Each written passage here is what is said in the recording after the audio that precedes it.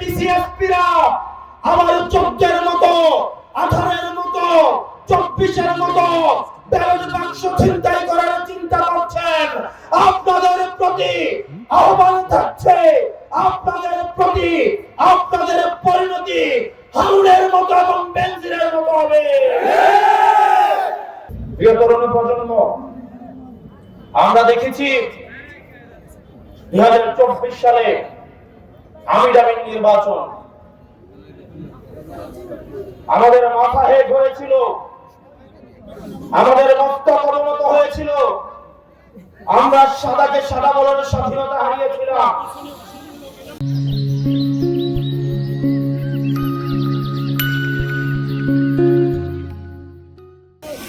আমাদেরকে সাক্ষী রেখে গণতন্ত্রকে বারবার ভুলণ্ঠিত করা হয়েছিল।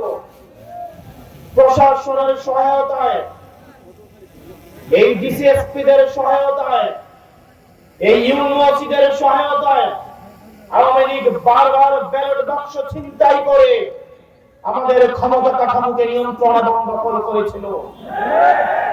ষোলো প্রশাসন 2024 সাল থেকে যদি আপনারা শিক্ষা না নেন, আপনারা যদি আবার আগের ছকের নির্বাচনের দিকে ফিরে যান, আপনারা যদি আবার গুলশানের দিকে লাইন দেন, এই তরুণ প্রজন্ম আপনাদেরকে ক্ষমা করবে না।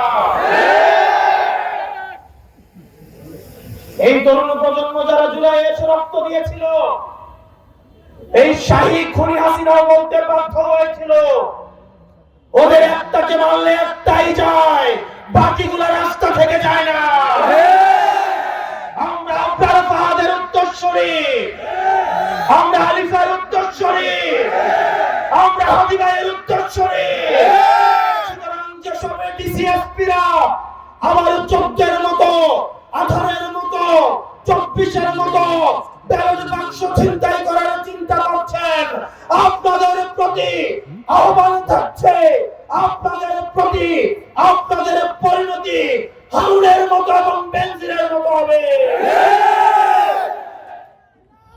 প্রিয় প্রশাসন,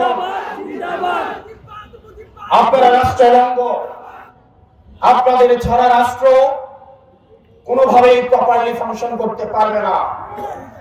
আমাদের এই রাষ্ট্রকে যথাযথ চালাতে হলে আমাদের পুলিশ, মিলিটারি, আমাদের সিভিল অ্যাডমিনিস্ট্রেশন, আমাদের বিচার ব্যবস্থা সবকিছুই যথাযথভাবে আমাদের প্রয়োজন। আপনাদের কাছে অনুরোধ থাকবে, আপনারা কোন দলের গোলাম নন। আওয়ামী লীগ আপনাদেরকে গোলাম বানাইতে চাইছে, আজকে তাদের পরিণতি এবং ঠিকানা হয়েছে দিল্লিতে।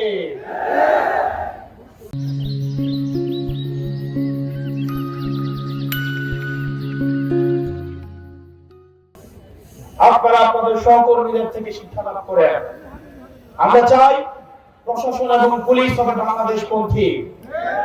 আপনাদের বিএনপি হওয়ার দরকার নাই, আপনাদের দলদের জোটেরও কোনো সহায়তা করার দরকার নাই। আপনারা বাংলাদেশটাকে সহায়তা করেন, আপনারা জনগণকে সহায়তা করেন। আমরা জনগণ ঢাল হয়ে জুলাই যেভাবে থানাগুলোকে পাহারা দিয়েছি, ইউনিয়ন অফিস পাহারা দিয়েছি, এই জনগণ আপনাদেরকে প্রোটেকশন দিবে। এখন যদি কেউ মনে করে এই অপার যে সম্ভাবনার তরুণ প্রজন্মকে আবার কামান দিয়ে, আবার পুলিশ দিয়ে, মিলিটারি দিয়ে, পেট্রোল দিয়ে আবার তাদেরকে দমন করা হবে, তাহলে তারা ইতিহাসের ভুল প্রান্তে তারা অবস্থান নিচ্ছে। আগামী 12 তারিখে আপনারা যারা আছেন প্রত্যেকেই ভোট কেন্দ্রগুলোতে গিয়ে ফজর নামাজ পড়বেন। আপনারা সবাই ভোট দিয়ে এসে বাড়িতে আসবেন, ভোটের ফলাফল নিয়ে বাড়িতে আসবেন।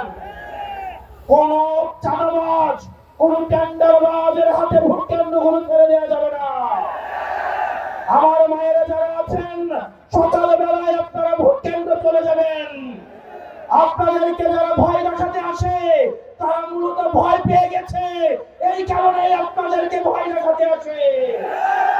আমরা আমাদের মায়েদেরকে নিয়ে এই ভোট কেন্দ্রগুলোকে পাহারা দিব।